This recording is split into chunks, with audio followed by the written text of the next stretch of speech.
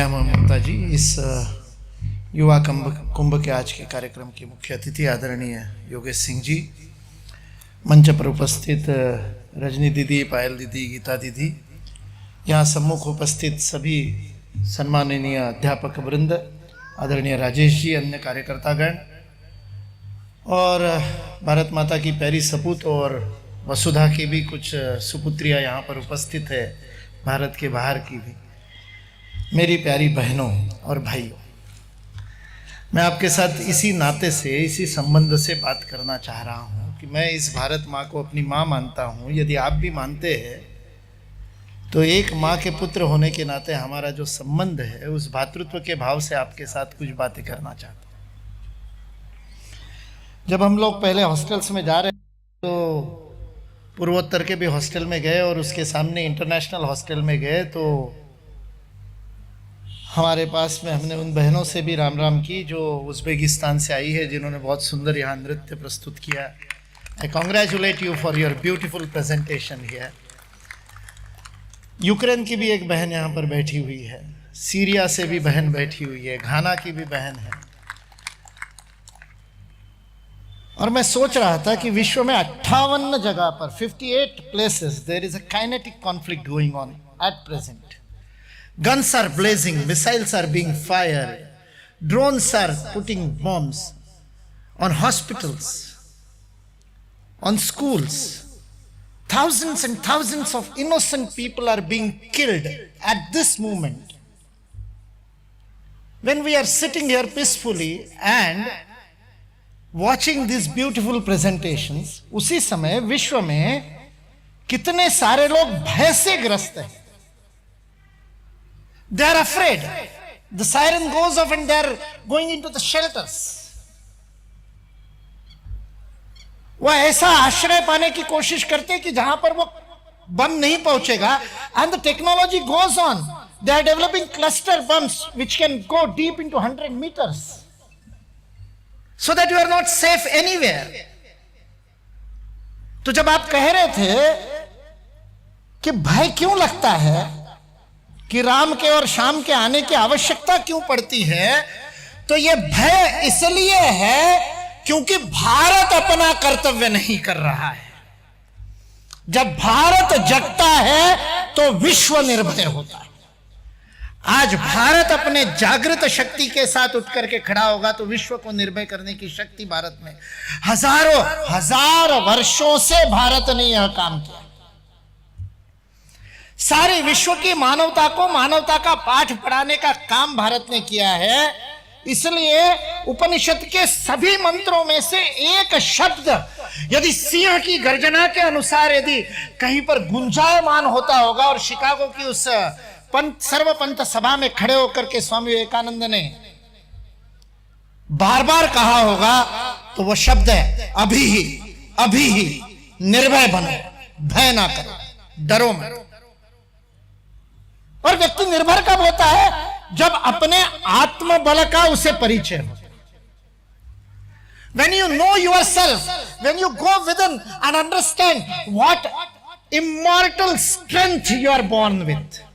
Shrinvantu vishwe amritasya putra aye dhamani divyani tatsu.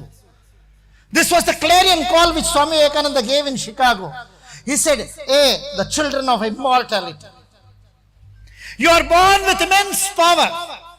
You are born with unending power. अनंत शक्ति के और आप अपने अंदर लेकर के जन्म लिया है। उस शक्ति को जब पहचानते हैं तब निर्भय हो जाते हैं। बाहर का आश्रय, बाहर का प्रश्रय, बाहर का संबल, any support, any guarantee, any security from outside cannot make you निर्भय, cannot make you independent, cannot make you without any fear. That fearlessness will come when you understand, when you realize, जब आप अपने अंदर की शक्ति का साक्षात करते हैं। When you face your own self and that immortality comes out of it. वह कुंभ का अर्थ है। कुंभ शब्द का ही अर्थ है।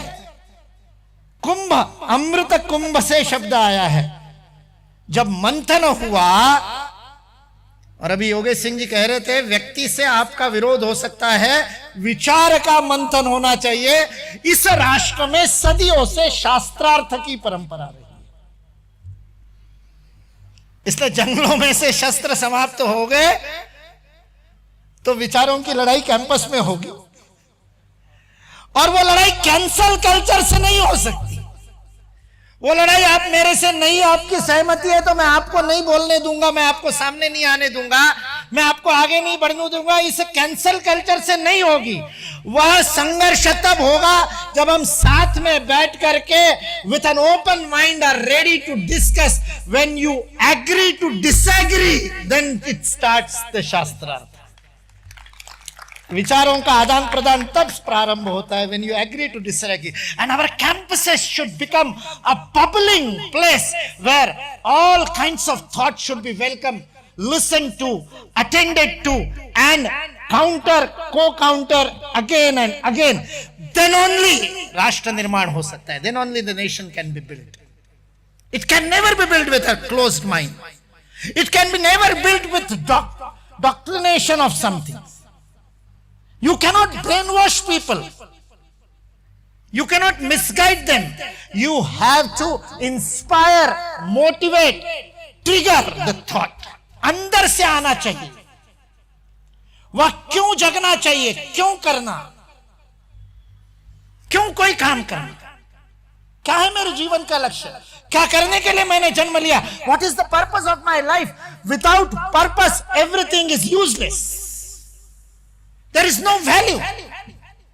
आजकल वैल्यूज की बात होती है, वैल्यू एजुकेशन की बात होती है। वो क्या है, AICT में आजकल आपके पास AICT का भी चार्ज है, वो क्या है, यूनिवर्सल वैल्यूज का कोर्स शुरू किया। What is value? मूल्य क्या है? आप अपने आप को क्या वैल्यू करते हो, दैट इज योर वैल्यू। आप अपना मूल्य क्या करते हो, what you value. Red light जली हुई है, ट्रैफिक के सिग्नल के ऊपर, आजू बाजू में कोई देखने वाला नहीं है, पुलिस नहीं है, what you do at that time, that is your value towards yourself when nobody is looking at you. जहां जाते हैं वहां लिखा होता है आप CCTV की नजर में हैं। CCTV is watching you. Be careful. Be honest because somebody is watching you. अरे अपने अंदर का CCTV जगा लो। There is a CCTV going on 24/7, 365, never stops. ये देखता है ना, कोई और नहीं देखता। एक संत का एक शिष्य था, उसको सब भोलाराम कहते थे, because he was very innocent, so Bholaram कहते थे। Everybody used to laugh at him, सब उसका जोक उड़ाते थे। वो कुछ करता था तो उसका मजाक उड़ाते थे। सारे शिष्य जो अपने अपने शास्त्रों में प्रवीण थे और तुरंत याद कर लेते थे, वो कहते थे भोलाराम है, इसको कुछ नहीं समझ में आता। और गुरु जी का बड़ा प्रिय था। And nobody could understand why Bhola is so close to the Guruji and why Guruji always gives importance to him. और गुरुजी कहते थे ये भोला राम है जो मेरी हर बात समझता है। And the students used to say he doesn't know anything. He cannot recite the shastras. He doesn't know the mantras. His grammar of Sanskrit is not good. और फिर भी गुरुजी इसको क्यों महत्व देते हैं? तो गुरुजी decided one day that I should teach them a lesson. और गुरुजी ने सबको एक एक फल दिया, एक एक आम दिया। अभी आम आने वाले हैं। Beautiful mango to everybody. और सबको कहा ये आम को खाना है, just one condition, you have to eat that mango where nobody else is seeing you. क्या कोई और आपको नहीं देख रहा, वहां जाकर के खाना है। शाम तक भोला राम आम हाथ में लेकर के घूमता रहा, आम खाया नहीं, बाकी सबने आम खा लिए। शाम को गुरुजी ने कहा भोला राम आम नहीं खाया, you have not eaten the mango. And everybody started laughing because Bolaram answered, Guruji, आपने कंडीशन ही ऐसी लगा दी, your condition was such that I could not eat. तो शिष्य हंसने लगे। In this big campus, you did not get a place where you could hide and eat the mango where nobody is seeing. तो बोलाराम ने कहा मैंने बहुत प्रयास किया। गुरुजी ने पूछा किसी को तुमने कहाँ खाया, तो किसी ने कहा मैं जंगल चला गया था, पेड़ में चढ़ करके खा लिया. Somebody said I went back, at the back of the temple, उस मूर्ति के पीछे जा करके खा लिया. Everybody told their place where they were alone and could eat the mango. गुरुजी ने पूछा, भोलाराम ये सारी जगह तुझे पता नहीं थी क्या? भोलाराम ने कहा मैंने ये सब ट्राई कर लिया, लेकिन राम जी तो सभी जगह देख रहे थे. मुझे ऐसी एक भी जगह न मिली जहां राम जी ना देख रहे थे, तो कैसे आम खाता? राम तो सर्वत्र देख रहे हैं.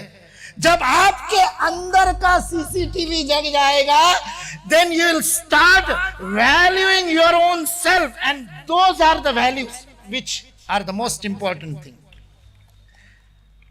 और इसलिए पर्पस के साथ वैल्यू होती है. अभी ममता जी का बार बार माइक ऑफ हो रहा था और उनका हर आग्रह बिना माइक के होता था. वो बोलती थी मैं आग्रह करती हूं और फिर याद आता था माइक चालू करना है. ये माइक की वैल्यू कब तक है? This mic has got value because it does receive the voice of the speaker, goes to the amplifier, and through the speaker the amplified voice comes to you. ये mic मेरी ध्वनि को ग्रहण कर रहा है. अगर ये खुद की ध्वनि करने लगे, if this mic starts creating its own whistling voice, it will not call be mic, it will be a noise, and the value will be zero. इसकी वैल्यू तभी तक है जब ये दूसरे की आवाज ग्रहण कर रहा है. हमारी भी वैल्यू तभी तक है जब तक हम किसी और के लिए कुछ कर रहे हैं. जब हम खुद की ही आवाज निकालने लग जाएंगे, our value will be zero, और फिर कबाड़ में डाल दिया जाएगा. It will be recycled, and we are being recycled for so many births. Recycling is going on because we did not value our own self. वही साइकिल और recycle चल रही है, वही फेरे में चक्कर में पड़े हैं, क्योंकि हमने अपने मूल्य को नहीं समझा, क्योंकि अपना मूल्य स्वार्थ में नहीं है, देने में है. What have you contributed? That is your value. परिचय दिया सबका, किसी का भी परिचय यह नहीं दिया कि उन्होंने कितना पाया है. सबका परिचय यह दिया गया उन्होंने क्या दिया है. What is the contribution? What have you contributed to the world? That is your value. That is your purpose. That is what you are. That defines you. वो आपका परिचय है. इसलिए आज का जो विषय है राष्ट्र निर्माण में महिलाओं की भूमिका, युवाओं की, और उसमें ये युवतियों का संगम कुंभ होने के कारण वह कुंभ शब्द आया अमृत कुंभ से. जब देवताओं और असुरों के बीच में सागर मंथन हुआ, तो उस सागर मंथन में से धन्वंतरी अमृत कुंभ लेकर के पैदा हुए. वह अमृत कुंभ हम सबके हृदय में है. That pot full of immortality is within us, which has to be triggered, which has to be motivated, which has to be ignited, which has to express and manifest itself in our life. हमारे आचरण में, हमारे व्यवहार में, हमारे वचन में, हमारे कर्म में, मनसा वाचा कर्मणा, जब वह अमृत कुंभ झलकने लगे तब युवा कुंभ होता है. इसलिए राष्ट्र निर्माण में महिलाओं की क्या भूमिका है तो अपने आप पड़ेगा. What is the purpose of my life? Each one of us has come with a unique purpose. We have to contribute in a unique way. That is our स्वभाव, that is our nature, that is our selfhood, that is our being. हमारे होने का वह अर्थ है जिस रूप में हम कंट्रीब्यूट कर सकते. Nobody else can replace you. You are irreplaceable. You are one and only. इस विश्व में आपके जैसा दूसरा कोई नहीं है. विश्वास नहीं होता? एक बार अपनी उंगलियों को देख लो. माँ ने कहा, बचपन में सिखाया, कराग्रे वसते लक्ष्मी, इसलिए प्रभाते कर दर्शनम. कहा कराग्र में लक्ष्मी है, कर मध्य सरस्वती, कर मूले तु गोविंदम. These are the three purposes of life. If you want to earn money, Lakshmi, that is in your hands. If you want to earn Vidya, knowledge, Saraswati, that is also in your hand. If you want to attain the spiritual knowledge, Govindam, that is also in your hand. So your Parakrama, your Purushartha, what you do, your deeds will decide your future. इसलिए माँ ने कहा प्रभाते कर दर्शनम. माँ ने सिखाया सुबह उठते ही look at your hands, look at your palms. Give your self that thought, आज दिन भर इन करों से कर्म करूंगा। इसको कर कहते इसलिए कर वो जिससे कर्म किया जाए। I will functioning with this, इसलिए उस कराग्र का दर्शन करना है। एक बार कर लो, सुबह आपने नहीं किए होंगे, भूल गए होंगे, तो अभी कर लो, क्या दिखता है। और ज्यादा वैल्यू आजकल लक्ष्मी को होती है, इसलिए कराग्र में देखो, what do you see, these are unique, this fingerprints are unique. ऐसा हाथ का पंजा भगवान ने दूसरा नहीं बनाया, वन एंड ओनली। ये 5 फुट 8.5 इंच का नमूना एक ही बनाया है। दुनिया के 8 अरब लोगों में ऐसा नमूना दूसरा नहीं। और केवल यही नहीं, आप में से प्रत्येक, यदि आप यूनिक नहीं होते तो आपका आधार कार्ड नहीं बनता। You are unique in your composition, आपकी रचना यूनिक है, your tissue, your body cell, everything is unique. जब ब्लड ट्रांसफ्यूजन होता है मैचिंग करना पड़ता है, जब किडनी ट्रांसप्लांट होता है टिश्यू मैचिंग करना पड़ता है। At the cellular level you are unique, composition is unique, रचना आपकी यूनिक है, एकमेव है। योर फंक्शन इज यूनिक, आप जिस कार्य को लेकर के पैदा हुए वह भी एकमाद्वितीय। You, each one of us has to contribute in a certain way, and the whole education aims at unfolding that uniqueness within, that purpose of life. यदि आपकी शिक्षा आपको अपने जीवन का लक्ष्य नहीं प्रदान करती है तो वो शिक्षा नहीं है। दिमाग में कचरा भर रहे अलग अलग कोर्सेस का, और यूजीसी उसका क्रेडिट दे रही है कचरे का। बैंक बना दिया, क्रेडिट बैंक बना दिया एनईपी ने। स्वामी विवेकानंद कहते हैं education is not the amount of information that is put into the brain and which runs right whole of your life because you don't know what to do with that information. When you go into your life you have no use of that information. Banking की entrance की exam है और उसमें Czechoslovakia की राजधानी पूछते हैं। Horrible, nothing to do with it. अरे डेबिट क्रेडिट पूछो, कहां डेबिट में जाएगा कहां क्रेडिट में, जिंदगी भर तो वही करना है। और आजकल तो सॉफ्टवेयर बन गए, उसमें भी दिमाग नहीं लगाना है। It is not the amount of information. What is education? Education is the manifestation of perfection already within you. The word education comes from the Greek word educare. Educare means to unfold, to discover. Apavrunu. The cover has to be discovered. The cover of ignorance has to be shed away, and that inner self has to manifest.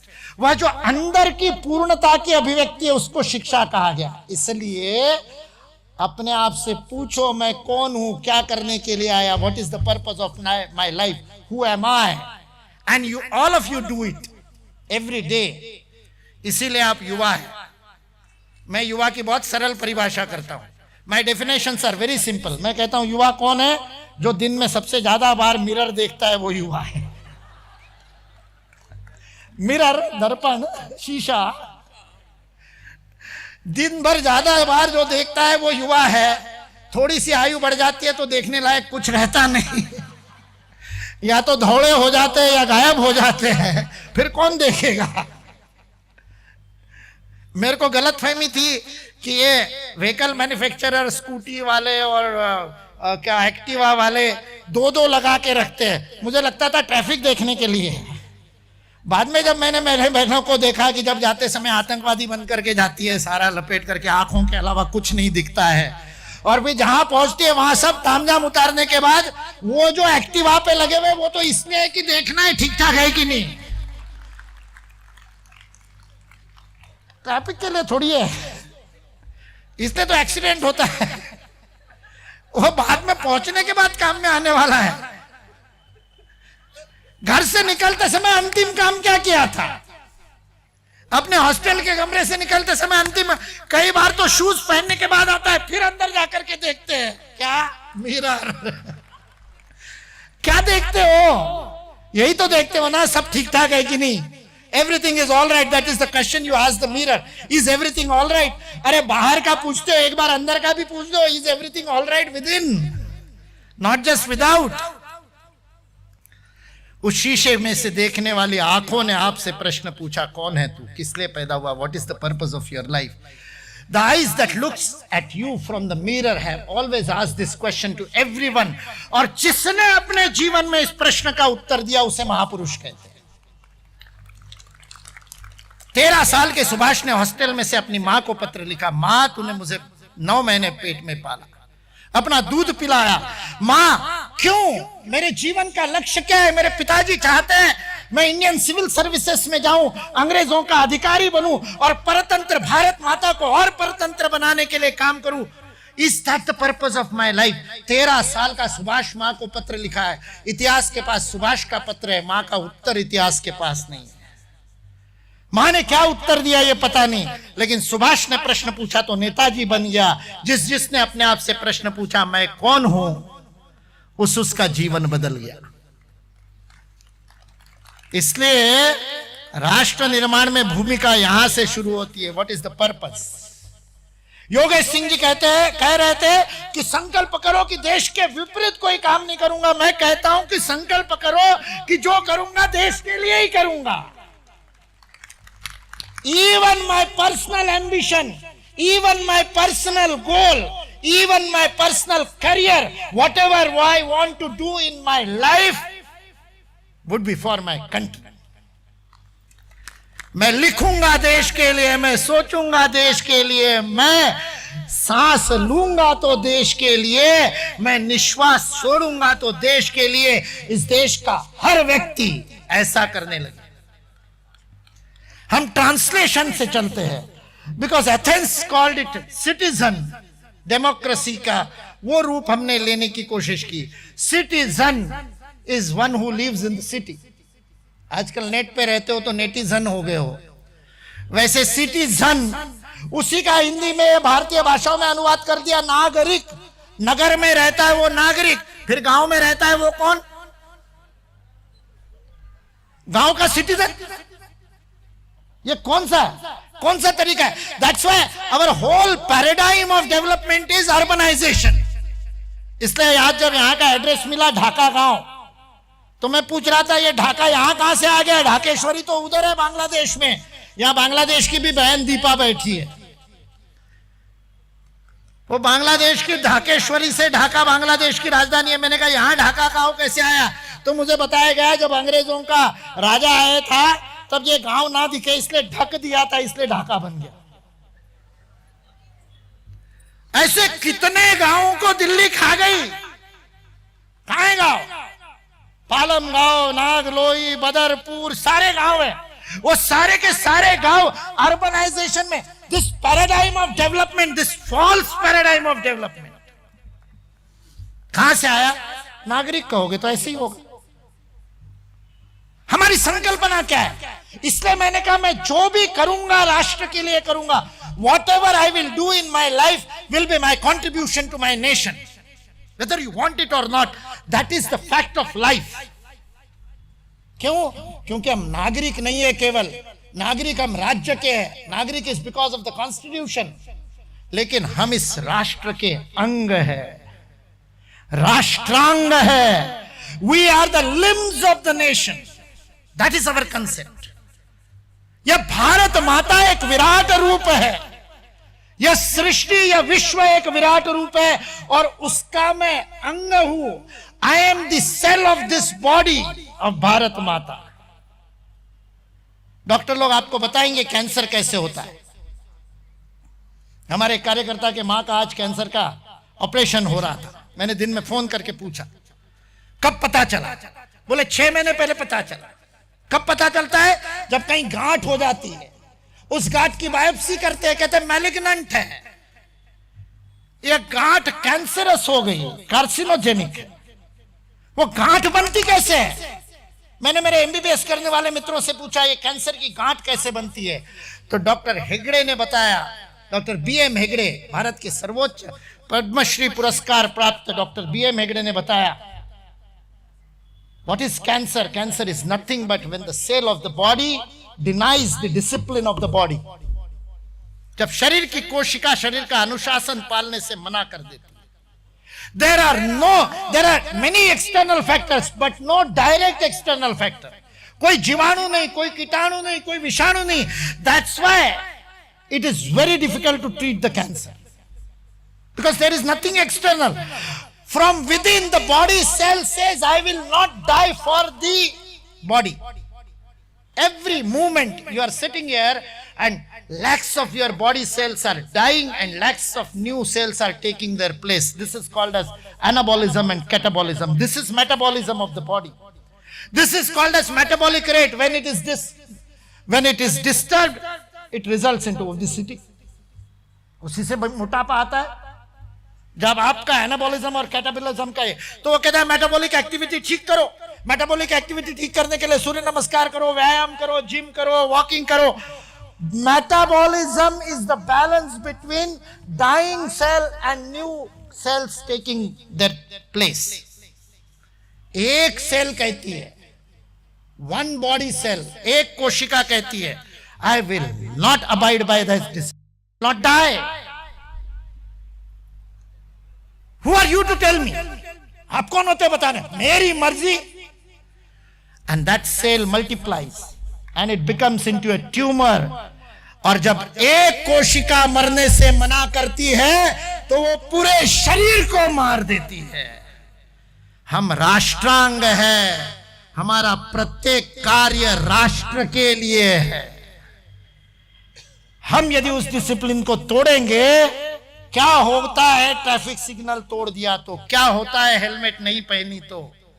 Helmet नहीं पहनी तो आप राष्ट्र का discipline तोड़ते हो, और जब आप राष्ट्र का डिसिप्लिन तोड़ते हो आप भारत माता के कैंसर बन जाते हो. You start creating a tumor. That is what is happening.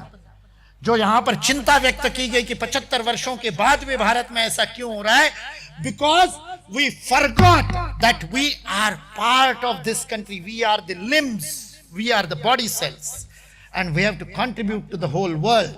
सारे विश्व में शांति होनी है तो हमको अपना कर्तव्य करना पड़ेगा. We have to decide what will be the purpose of my life, what will be the career options that I have.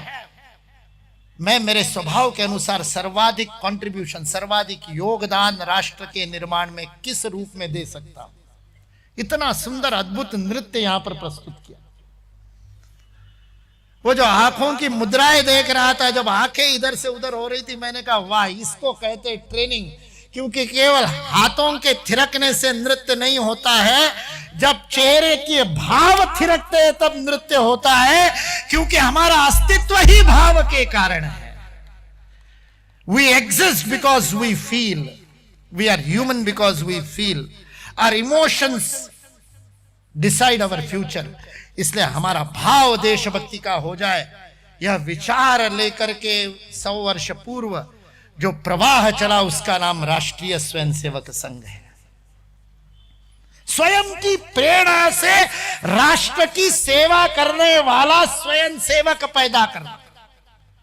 Each cell of the body should be in tune with the purpose of the body.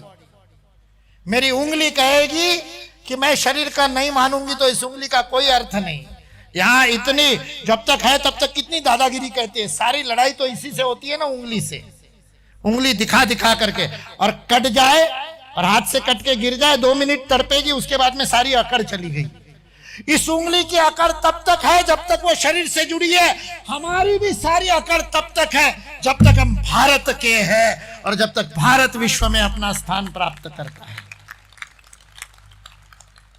और महिलाओं का तो बहुत बड़ा योगदान है. आप मातृशक्ति, मैंने कहा तो कई बार लोग ऑब्जेक्शन लेते हैं. मैं कहता हूं, मैं आपको बहनें कहता हूं तो आप ऑब्जेक्शन इसलिए नहीं ले सकते क्योंकि आपको क्या संबोधन करूंगा ये मैं तय करूंगा ना. मैंने कह दिया कि मेरी और आपकी मां एक है, इसलिए मैं आपको बहन कहता हूं. और मैं जानता हूं कि आपके अंदर प्रचंड शक्ति है. भगवान श्री कृष्ण खुद भगवद गीता में बता रहे कि ईश्वर किस किस में बता रहे. स्थावराणाम हिमालय, जो पर्वत है उन पर्वतों में मैं हिमालय हूं. ऋतु नाम कुसुमाकर, ऋतुओं में मैं वसंत हूं. मासानाम जिसमें जो बेस्ट है, पांडवानाम धनंजय, पांडवों में धनंजय हूं, जो बेस्ट है वो मैं हूं। ईश्वरीय विभूति बेस्ट के रूप में प्रकट होती है। जब स्त्री के बारे में बोलने लगे तो एक विशेषण में भगवान श्री कृष्ण साक्षात भगवान गीता गाते समय एक बात में स्त्री की शक्ति को नहीं बता पाए। स्त्री में, नारी में ईश्वर कहा है, उन्होंने 7 बातें बताई। कीर्ति, श्रीश्च वाक, नारी नाम स्मृतिर, मेधा, धृति, क्षमा, ये 7 चीजें। कीर्ति अपने आप फैलती है, सुगंध फैलता है। वही काम बेचारा पुरुष करे तो उसको एडवर्टाइजमेंट करना पड़ता है, और उतनी ही बकवास रील इंस्टा पे कोई बहन डाल दे तो इतने लाइक मिल जाते हैं। कीर्ति, ज्यादा इन्फ्लुएंसर इंस्टा पे बहनें क्यों हैं? क्योंकि कीर्ति उनका गुण है जो आप करते हो। श्री संपन्नता की देवी। पिताजी ला करके मां के हाथ में पकड़ा देते थे, और जिस घर में मां फाइनेंस मिनिस्टर होती है उस घर में बरकत ही बरकत होती है, किसी बात की कमी नहीं होती, क्योंकि श्री। इसलिए शायद निर्मला जी को फाइनेंस मिनिस्टर, बहुत सारे लोग विवादित हो जाएगा लेकिन फिर भी गृह लक्ष्मी है। श्री वाक, बोलने की शक्ति। सड़क पर चलते हुए किसी अजनबी को कोई लड़की कह दे, बात मान जाता है, किसी और कारण से नहीं। यह ईश्वरीय शक्ति है आपकी वाणी में, सही उपयोग कीजिए उसका।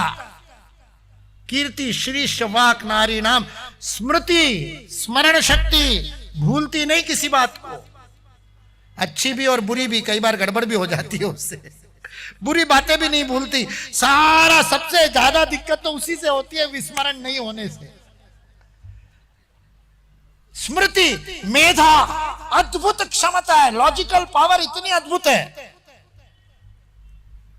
धृति, धारण करने की, धैर्य रखने की शक्ति, और क्षमा करने की शक्ति।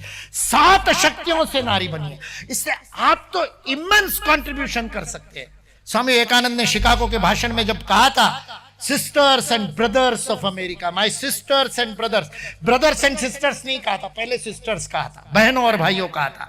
भगिनी निवेदिता ने स्वामी जी को पूछा, was it accidental that you said sisters first and brothers afterward, or was it intentional? और स्वामी विवेकानंद ने उत्तर दिया था, it was intentional, because the next century is the century of motherhood, is the century of sisters.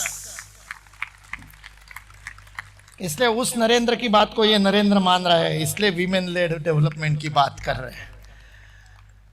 यत्र नार्यस्तु पूज्यन्ते रमन्ते तत्र देवता का अर्थ नारी की पूजा करना नहीं है। संस्कृत के विद्वान यहां पर बैठे, पूजा शब्द का अर्थ वो नहीं होता है जो मंदिर में की जाती है। मंदिर में जो करते हैं उसे अर्चना कहते हैं, उसको अर्चना कहते हैं, पुष्प चढ़ाना, कुमकुम चढ़ाना।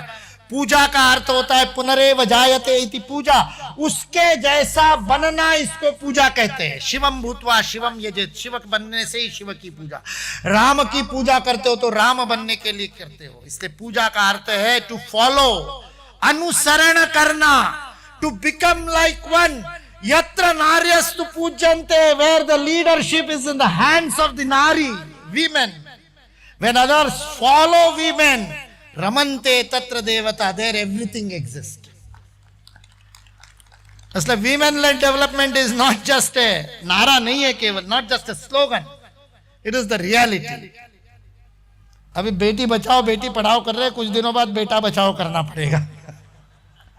वहां हमारी एक कार्यकर्ता हरियाणा पीएससी में मेंबर है, ममता दीदी, वो बताती है कि जितने एप्लीकेशन आते हैं हरियाणा में, चाहे वो कोई नॉन टीचिंग सर्विसेज का हो, टीचिंग सर्विसेज का हो, अलाइड का हो, 80% एप्लीकेंट महिलाएं होती है।